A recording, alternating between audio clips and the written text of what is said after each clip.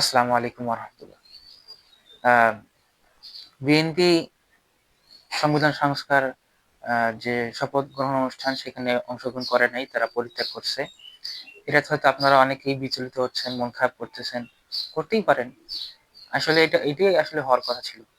BNP আসলে এই শপথ গ্রহণ অনুষ্ঠানে অংশগ্রহণ করবে না এবং তারা পরিবর্তন করবে না, সংস্কার করবে না। কারণ এতগুলো পরিবর্তন তারা কখনোই আনবে না। যাই হোক, আমরা যদি সত্যিকার অর্থেই ন্যায় এবং ইনসাফ কায়েম করতে চাই, এই সামান্য টুকিটাকি সংস্কার দিয়ে আসলে সেটা সম্ভব হবে না। হ্যাঁ, শর্ট টাইমে কিছু হয়তো হইতে পারে, কিন্তু লং টাইমে কোনো আমরা উপকার পাবো না। আমাদের মেইন সমস্যা তো আমেরিকান সেকুলার আ আমেরিকান সাম্রাজ্যবাদ, বর্তমানে বিশ্ব অবস্থা, আমেরিকান সাম্রাজ্যবাদ, বর্তমানে এই সুদী অর্থনীতি, তারপরে সেকুলারিজম, এগুলো হচ্ছে আমাদের মেইন সমস্যা। আপনি যদি সেকুলারিজমকে টিকিয়ে রাখেন, তাহলে আপনার মা-বোন তো ওই যে সেকুলারিজমের নাম করে নেকাব খুলতে বাধ্য করা হবে।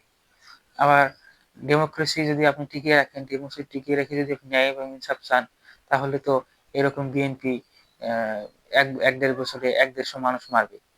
তো এইটা তো হইলো আ ডেমোক্রেসির যে ফ থাকলে যেটা হবে সেটাই হওয়ার কথা। হয়েছে। এবং যদি আপনি সুদী অর্থনীতি, প্রচলিত যে সুদী অর্থনীতি এটাকে টিকিয়ে রাখেন, তাহলে বড়লোক তো বড়লোক হতেই থাকবে, আর গরিব গরিব হতেই থাকবে। টাকার মান কমতে থাকবে।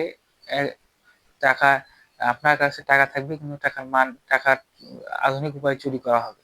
তো এগুলো হচ্ছে আমাদের মেইন সমস্যা।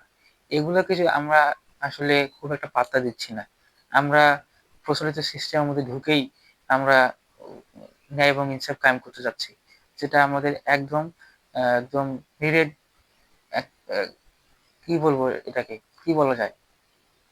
এটা আমাদের কোনোভাবেই সম্ভব হবে না যদি আমরা এই প্রচলিত বিশ্ব ব্যবস্থাকে টিকিয়ে রাখি। আমরা যদি সত্যিকার অর্থে ন্যায় এবং ইনসাফ কায়েম করতে চাই, তাহলে আমাদেরকে ১ম এই বিশ্ব ব্যবস্থাকে রুখে দিতে হবে।